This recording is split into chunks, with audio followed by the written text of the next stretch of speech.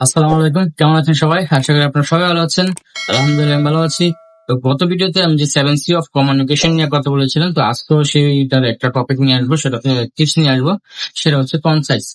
তো আপনি যদি কারোর সাথে কোনো কথা বলতে চান, তো কথা বলার আগে আপনাকে সবসময় মাথায় নিতে হবে যে আপনি কোন কোন পয়েন্ট গুলো কথা বলবেন এবং কি কি বিষয় নিয়ে কথা বলবেন, কিভাবে শুরু করবেন এবং কিভাবে শেষ করবেন। মানে কথা বলার আগেই একটা সামারি করে নেবেন। দেন আপনি আপনার যে কথাগুলো আছে এগুলো কনসাইজ আকারে বলবেন, মানে সংক্ষিপ্ত আকারে বলবেন এবং টু দা পয়েন্ট কথা বলার চেষ্টা করবেন। তাহলে কি হবে? তাহলে হচ্ছে আপনার যে কথাগুলো আছে এগুলোর গুরুত্ব বেশি থাকবে। এখন আপনি যদি একটা মিটিং এ গিয়ে আপনি আপনার কথাগুলো একদম বিস্তারিত বলতে থাকেন, তাহলে কিন্তু আপনার কথাগুলো কেউ গুরুত্ব দিয়ে শুনবে না এবং আপনাকে মাঝপথে থামা দিবে, আপনার কথা কমপ্লিটও করতে পারবেন না। তো আপনাকে চেষ্টা করতে হবে আপনার কথা কমপ্লিট করার জন্য, আপনাকে কনসাইজ আকারে কথা বলার জন্য এবং টু দা পয়েন্ট কথা বলার জন্য। তাহলে আপনার এফেক্টিভ কমিউনিকেশন হবে। ওকে, থ্যাংক ইউ সো মাচ।